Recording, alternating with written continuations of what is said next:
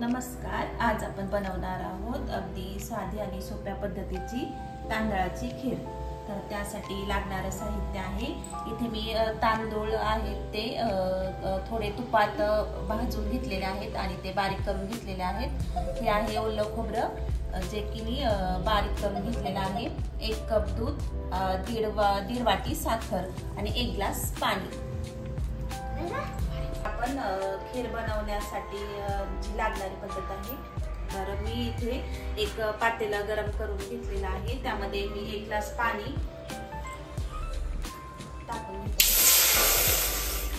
जे आपण 1 कप दूध घेतला आहे ते टाकून घेत आहे. हे प्रमाण मी 1 वाटी तांदळासाठी घेतलेला आहे. तर त्यासाठी मी एक पूर्ण नारळ बारीक करून घेतलेला आहे आणि 1 कप वाटी एक वाटीसाठी आपण 1.5 वाटी साखर घालणार आहोत.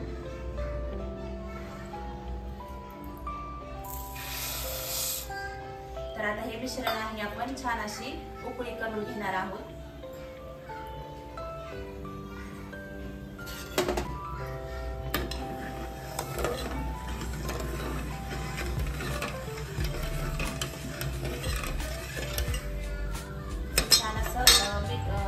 करून घेणार आहोत. आपलं दूध आणि पाणी साखर एकत्र टाकलेलं आहे. ते गरम होईपर्यंत इथे मी वेलचीची पूड बनवून घेत आहे.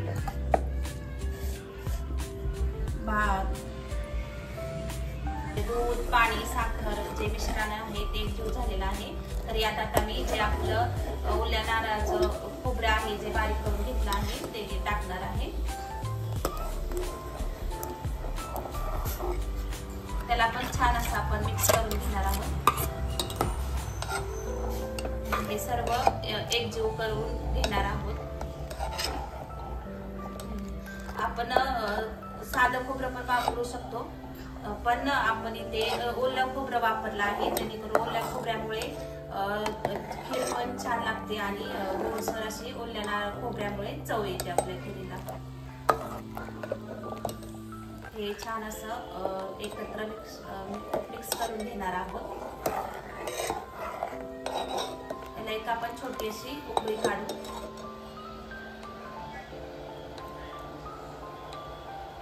ह्याला छान अशी उकळी आलेली आहे. तर यात आता मी जे तांदूळ बारीक करून घेतलेले आहेत ते टाकणार आहोत.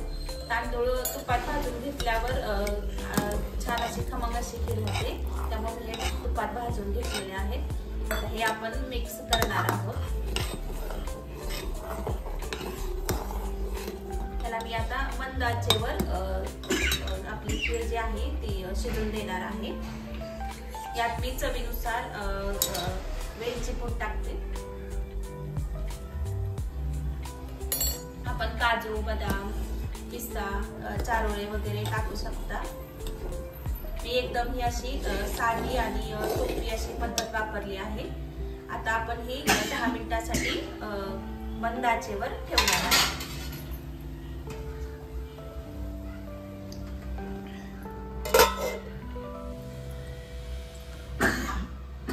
ही आपली 10 मिनिटं झालेली आहेत. तर ही आपली छान अशी खीर तयार झालेली आहे. यात मी 1 चमचा तूप घालून घेत आहे.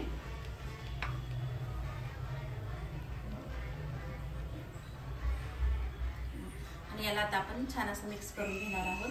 तर ही आपली अगदी साध्या आणि सोप्या पद्धतीची तांदळाची खीर तयार झालेली आहे.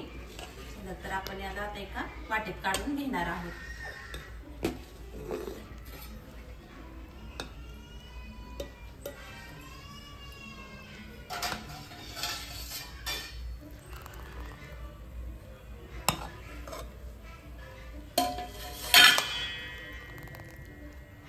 छान अशी तांदळाची खीर तयार झालेली आहे. यात मी थोडे काजू बदाम टाकून घेत आहे. छान अशी आपली खीर तयार आहे. तर तुम्हाला रेसिपी आवडली असल्यास लाईक करा, शेअर करा आणि आमच्या चॅनलला सबस्क्राईब करा. थँक्यू.